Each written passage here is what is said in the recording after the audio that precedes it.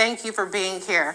I had a chance to look over this blueprint for a better deal for Black America, and I would be remiss if I didn't start off by saying that this is a extensive report of super anti-Black, and I would even say white supremacist talking points that are filled with completely absurd notions that want to roll back all of the racial progress that we've made in terms of civil rights and advancement. So what do you have to say for this plan and why you believe the suggestions that you've made, such as trying to ban critical race theory, get rid of all kinds of civil rights protections, is actually the right plan for Black America? Okay, well, first of all, your mischaracterization of the plan is, and as well, by the way, of Project 21, just goes to demonstrate how little you actually probably spent on it or on Project 21. I can agree with you about the Republican Party aspect, but I think that they are actually quite hostile to the Black community. They aren't just indifferent to our community. I think it's interesting because, hold on one second. Exactly. Well, I didn't cut you off. 1 second. Here's the point that I'll... Hold on 1 second. I didn't cut you off, sir. I didn't cut you off, sir. Thank you. One thing I found interesting about the report is that the report talks about, or it starts that there have been failures of the Biden-Harris administration in terms of their policies. But the statistics that are outlined throughout the reports, like for instance, statistics about homicide rate, statistics about a number of things, are 2019 and 2020. That's when President Trump was actually in office, and he had 4 years of policies to make improvements for the Black community. So how do you explain how President Biden is responsible for the failures of the Trump administration policies in 2020? Well, first of all, understand that the executive summary that was written as it came forward, you look at the put it this way, what the numbers were in 2020, which, by the way, were 2020 and 2019, the numbers have increased since then. And if you look at where those numbers, whether it's crime, whether it's poverty, where those numbers have gotten worse, are in particular are in areas that are run by Democrats. Well, that's not true that crime is highest and a number of things that you asserted were the highest in Democratic areas. But just because you say it's not true doesn't mean it's not true. Okay, just because you say it's true doesn't mean it's true. So where we go with that? But 1 second. Let's talk about one of the assertions. It's a big part of this plan talks about crime. One of the most disturbing, and the reason why I characterize it as racist and white supremacist notions, was it specifically says in this plan that Black people are as criminal or more criminal, and that's why we see the kind of disparities in the way that Black people are treated in the disparities. Do you believe that Black people are more prone to criminal behavior? Do you agree with that assertion? I clearly did not read the report. I did read it. But what it will tell you is this, is that, and this is, by the way, this is true of every ethnicity. People who generally commit crimes against their own. I mean, to be clear, that's a completely different point to say that there's higher interracial. Hold on. That's completely different to say that the number one perpetrators of crime against Black people are Black people, as opposed to saying that Black people are more criminal. If we look at, for instance, I agree with you, but what you're saying the report says is not what it says. That is what it said, but that's okay if you don't want to acknowledge that, or if you don't believe that, then I'm glad that you repudiate that aspect of the report. We do have situations like, for instance, how Black people are disproportionately stopped for weed offenses, marijuana offenses, as opposed to white people, when Black people and white people have the same usage of drugs. One of the things that your plan calls for is for not decriminalizing marijuana. Can you explain that position? Well, first of all, I think they'd understand that overall throughout history, I mean, until recently with marijuana, there has only been one drug that has been legalized for recreational use, and that drug has been alcohol. I don't think that we do our community we don't provide them any additional benefit by legalizing the use of marijuana. The only difference is that they're not going to jail for possessing it.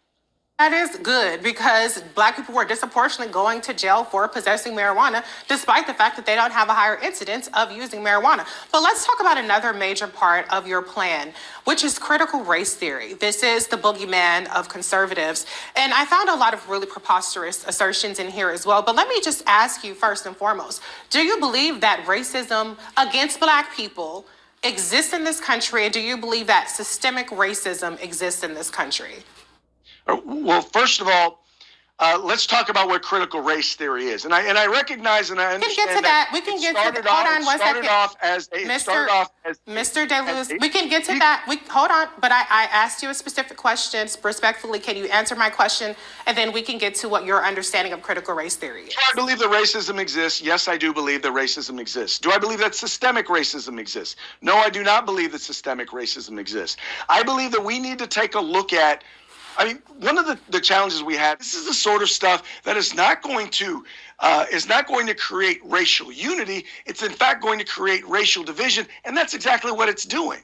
Well, first of all, we've had racial division in this country since the beginning of time. We did come here as kidnapped, enslaved people. So this whole notion that critical race theory is creating something is really absurd, and it's actually creating a lot of hysteria by all the mischaracterizations of critical race theory. It's not hysteria at all. I've sat on a school board for 18 years. It wasn't until this racist, anti-racism training started to come in that we started to have issues and divisions and concerns like this.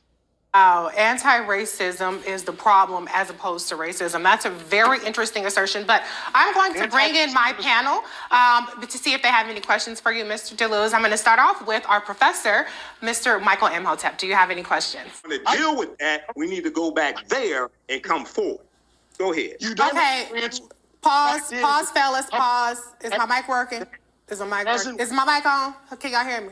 Okay, thank you very much. All right. Let me just fact check one thing, because Vice President Kamala Harris was mentioning, y'all know I don't play about her. Actually, it wasn't her initiative. It was a safety realignment that brought about the difference between state prisons and local prisons and all that good stuff. But let's move on to another question, because we got other people that want to get questions in.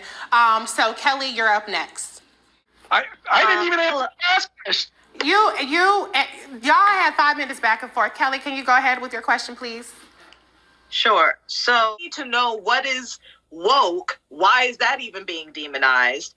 Why is it that whenever it comes to Black history or critical aspects of Black history, that gets shut down for the sake of, frankly, white guilt?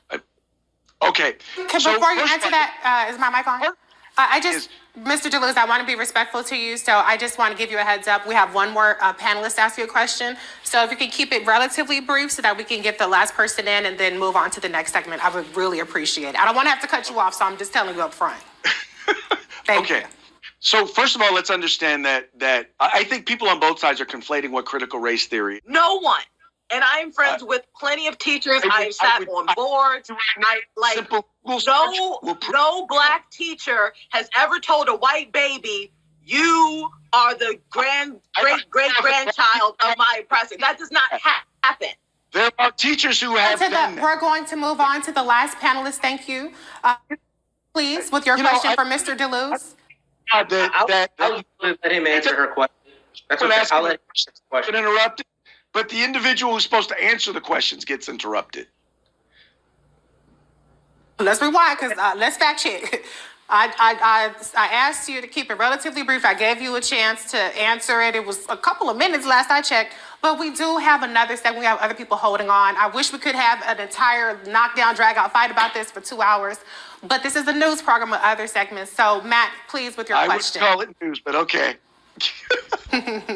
My question is, why do you want to end consent decrees when they're based upon evidence that these are cities and municipalities that have had, disparate policing? I have to be honest, in particular, the section on consent decrees, I'm not particularly familiar with.